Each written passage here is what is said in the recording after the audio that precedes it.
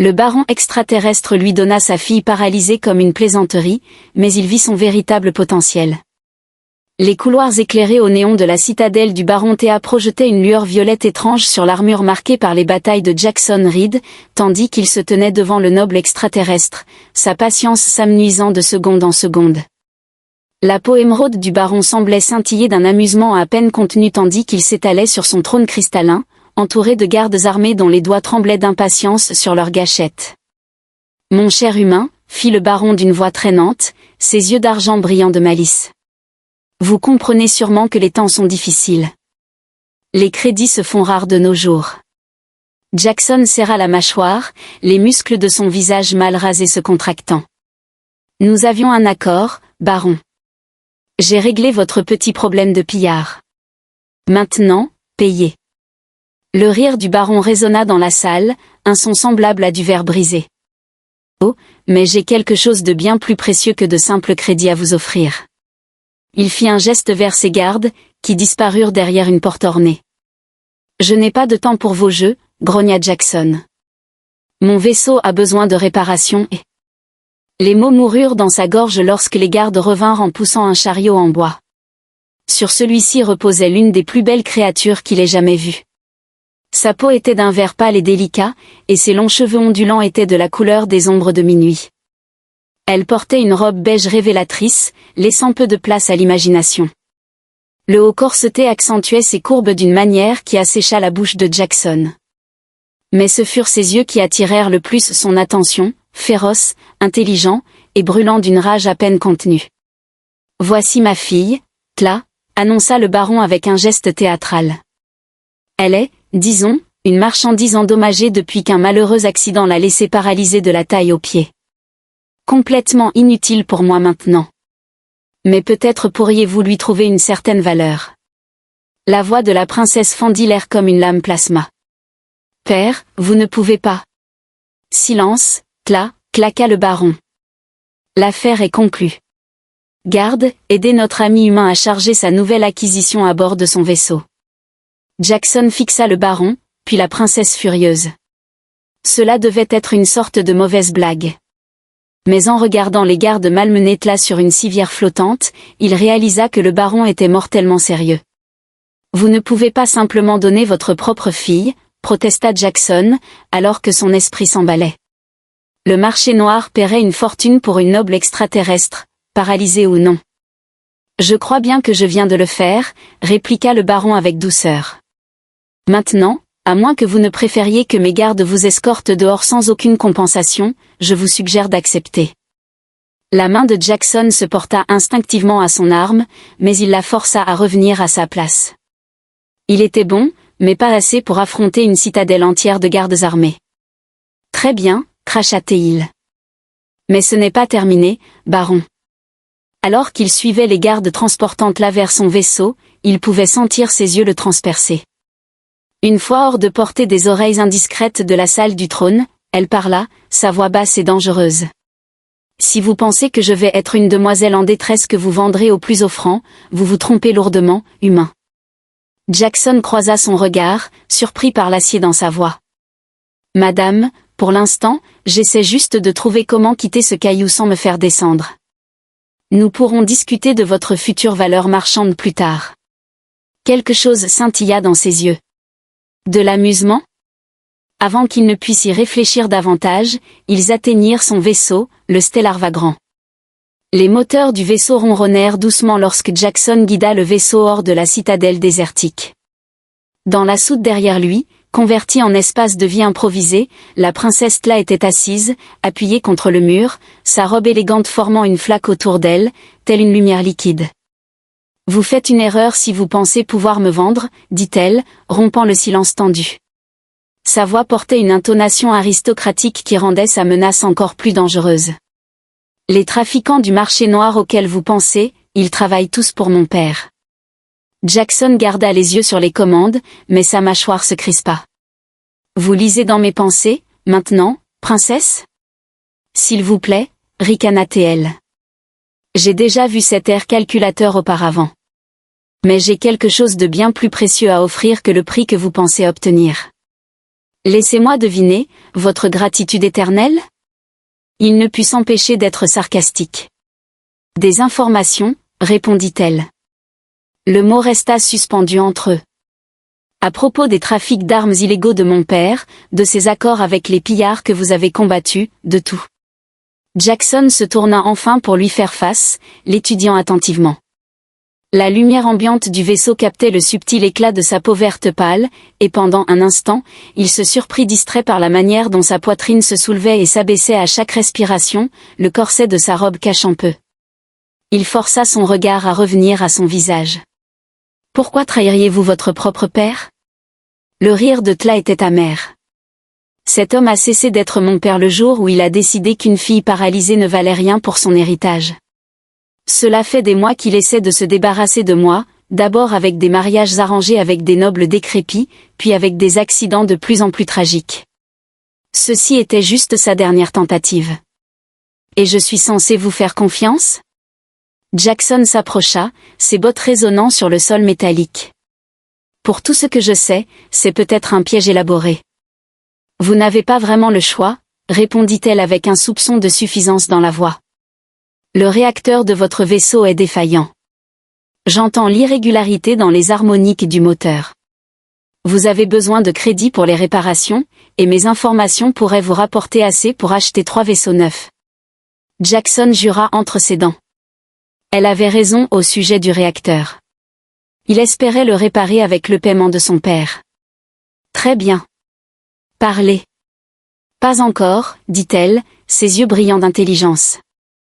Nous devons d'abord conclure un marché. Je vous donnerai tout ce que je sais sur les opérations de mon père, mais en échange, vous m'aiderez à accéder à certaines installations médicales restreintes. Il existe une technologie expérimentale qui pourrait m'aider à marcher à nouveau. Si vous souhaitez que je continue l'histoire ou à juste une partie, faites-le moi savoir. Regardant avec admiration la façon dont elle se tenait avec dignité malgré ces circonstances, elle le surprit une fois, levant un sourcil, ce qui le fit détourner le regard précipitamment. Nous devrions atteindre l'espace neutre dans environ 6 heures, dit-il en toussant. Tu devrais te reposer. Tu proposes de me porter jusqu'au lit, Jackson Reed? Le ton de Tla était taquin, mais il y avait aussi autre chose, un soupçon de vulnérabilité réelle. Si tu as besoin d'aide, oui, répondit-il, essayant de garder sa voix professionnelle, mais quelque chose lui disait qu'elle avait trouvé des moyens de se débrouiller seule. Homme intelligent, dit-elle, utilisant ses bras pour ajuster sa position, ses mouvements gracieux malgré ses limitations. Mais peut-être que je prendrai cette offre un jour. La station Nexus 9 se profilait devant eux, une structure massive de métal brillant et de champs d'énergie pulsants. Jackson guida le Stellar Vagrant à travers les procédures de dockage, tandis que Tla étudiait les schémas de la station sur un affichage holographique. L'établissement médical est dans la section cassette, dit-elle, ses doigts dansant à travers la projection. Mais il y a un problème. Le superviseur de la station est Lord Darius Krell. Les mains de Jackson se resserrèrent sur les commandes. Le même Krell qui dirige la moitié des opérations illégales dans ce secteur? Le même, répondit Tla avec un sourire en coin. Et il essaie d'acquérir les contrats d'armement de mon père depuis des années. Avant que Jackson ne puisse répondre, le système de communication du vaisseau grésilla, et un message s'afficha sur l'écran, une invitation à rencontrer Lord Krell en personne, accompagnée d'une offre qui fit écarquiller les yeux de Jackson. 5 millions de crédits, murmura-t-il, juste pour te livrer à lui. Oh, répondit Tla d'un ton neutre, es-tu tenté, Jackson Reed? Il se tourna vers elle, prenant en compte sa pose élégante malgré sa contrainte à la chaise improvisée qu'ils avaient fabriquée ces derniers jours. Il s'était habitué à sa présence, à leurs matchs verbaux qui semblaient toujours porter une sous-couche de quelque chose de plus. Ce qui est intéressant, dit-il en ignorant sa question, c'est que Krell propose exactement ce que valent les contrats d'armement de ton père, comme s'il savait ce que tu transportes comme information. Très observateur, dit-elle, ajustant sa robe, le mouvement attirant délibérément son attention. Krell a des espions partout, mais il ne sait pas tout. Comme le fait que j'ai déjà transmis des copies de toutes les données de mon père à des endroits sécurisés. Si quoi que ce soit m'arrive, cela deviendra public. Son sourire devint carnassier. Et comme le fait que la technologie médicale expérimentale que j'ai mentionnée n'est pas seulement pour traiter la paralysie, c'est une percée dans la technologie d'interface neuronale que Krell et mon père seraient prêts à tuer pour posséder. Jackson passa une main dans ses cheveux, un geste que Tla avait appris à reconnaître comme un signe de frustration. Tu n'aurais pas pu mentionner cela plus tôt? Tu m'aurais cru, répondit-elle en tendant la main pour attraper la sienne lorsqu'il passa près d'elle. Sa peau était fraîche contre la sienne, envoyant un frisson inattendu à travers lui. De plus, je devais être sûre. Sûre de quoi?